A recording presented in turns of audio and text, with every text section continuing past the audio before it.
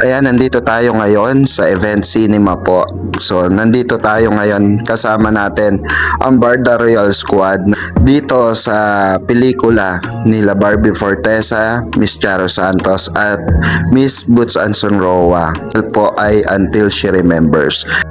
Po natin si KJ Avellino Vlogs, nanood ngayon ng Until She Remembers dito sa SM Aura. Ano masasabi mo dun sa movie? Bongga, I really love the storyline. Ang bigat ng mga linya. Tapos, ang sabi ko nga kanina sa katabi ko, sabi ko, grabe, habang walang dialogue.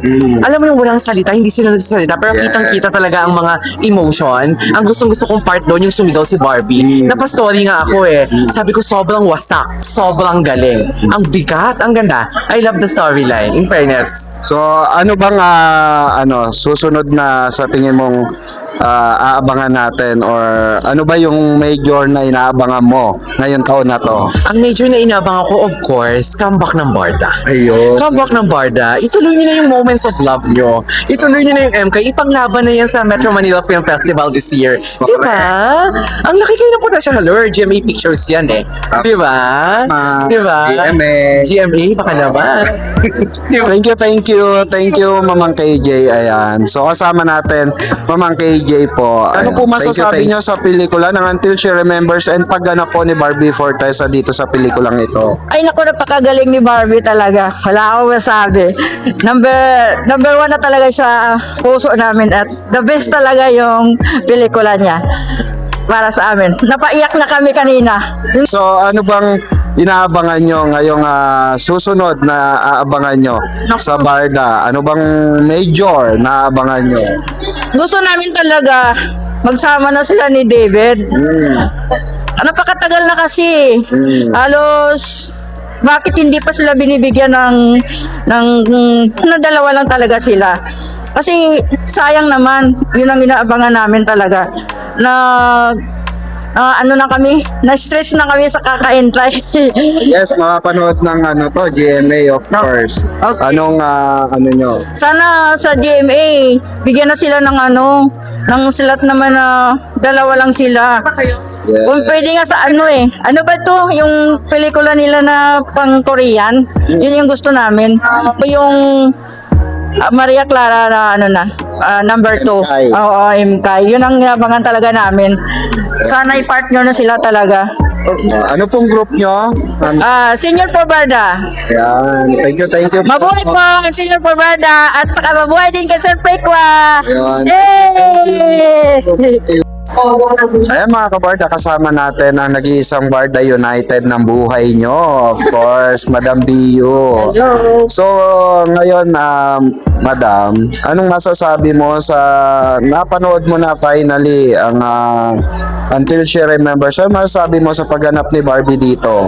Actually, second time ko siya na di ba, nung kasama ko nung After the Clark, I also watched it. Okay. I posted a review nga. And I think ang makaka-relate sa movie na to, yung may family, yung medyo deep ang connection sa family. Like I said in my review, because it's touching on a very taboo topic, no? Kasi yung love between two women, no? Pero napaka-delicate ng pagkaka-atake. Hindi siya offensive. And it dealt more on yung parang deep love. Diba? Yung deep love between women. That is parang walang gender. Walang pinipiling gender. Kaya yung mga kaaway natin sinasabi na walang medyo boring daw at walang parang hindi siya ganun ka exciting. Ibig sabihin nun, hindi nila naintindihan. Or wala silang pakialamin. O hindi sila makarelate kasi wala silang family. Correct, diba? Sorry. Wala nagmamahal. Sorry.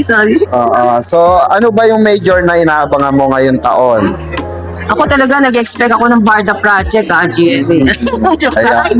Hi, So, GMA. panawagan mo sa Ang panawagan sa ko GMK. Ako talaga, I think deserve ng Barda at least one project this year.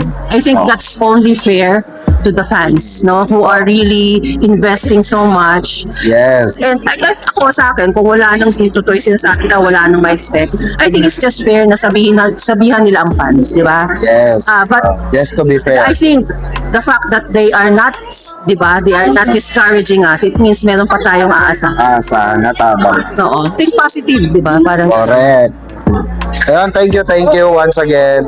Barda United. Oh. And of course, yung manager ni Barbie, yung president ng BRS. Ayan. Kamusta po ang inyong public screening dito sa sa pelikula? Dapat talaga to yung nung nakaraan pa, di ba? Pero hindi naman natidinig. Kaya lang, inaano natin na sana makapunta si Barbie. Pero kasi Yes. on vacation siya, sabi ni Ma'am Navarro. So, bilang support, manonood pa rin tayo Yes. sa hap ng Barda na si Barbie. Maganda naman yung palabas. Siya, kung talagang aanuhin mo, iba siya dun sa P77. Pero ito kasi, bago mo malalaman yung istorya, kailangan talaga matapos mo para maano ko siya. Bago mo masabi kung ano ba yon. Kasi, pero ito, dapat talaga makita mo kasi from family to talaga Kasi yung, kumbaga yung, niya sa parents niya, kung bakit napunta siya sa lola niya, kasi naghahanap siya ng kalinga na hindi niya naramdaman sa magulang niya. Ngayon, doon naman sa part ng family niya, sa magulang niya, kaya pala naman din ganoon kasi from there, nakita niya yun doon sa lola niya. Ngayon doon sa lola pala niya, iba pala yung niya, yung kasarian talaga. Iba pala yung gusto niya. So ngayon, como hindi sila ang nagkatuluyan at pinakasal nga siya dun sa lolo, kaya kumbaga nasira yung lagi sila nagkakagalit ng lolo. Kaya kumbaga, ang nangyari riyan, na-repeat lang dun sa family naman ni Barbie. So maraming aral. Uy, nag-apply kayo. Marami kang aral na makikita rito. Kasi, kumbaga, siguro yung acceptance sa family muna. Correct. Kasi kung na-accept si Charo nung family niya, hindi mangyayari yung ganun. Pero, kasi, kung naman halimbawa naman na hindi rin, kung na-accept din naman siya, hindi rin nagkatuluyan, wala rin naman din yung na yun, Correct. diba? So, kumbaga, pero tayo, makikita mo yung different part ng tao dito. Yun yung nakasari. Yes. Kaya, kumbaga, yung bago natin i-judge. So ano ba yung major na inaabangan nyo?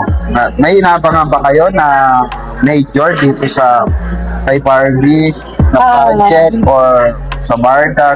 Siyempre, hopefully, na nag-hope tayo na mabigyan sila ng project pa rin na dalawa, ang Barda, kasi eto lang naman tayo na nakasupport.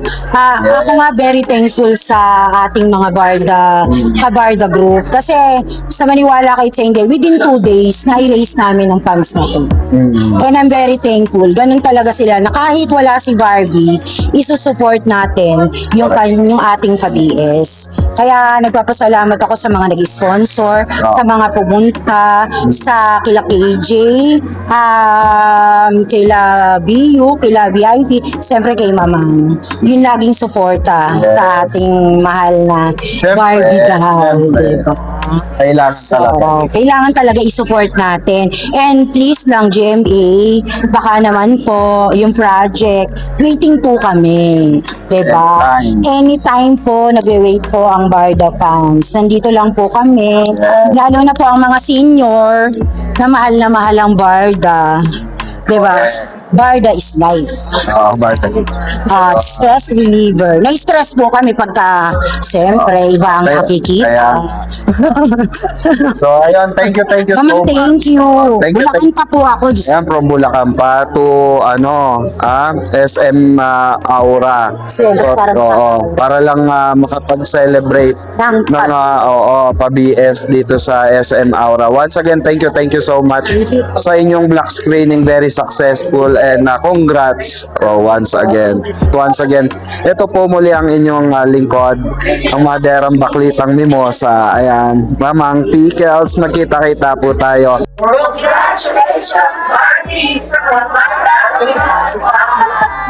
Congratulations, Barbie!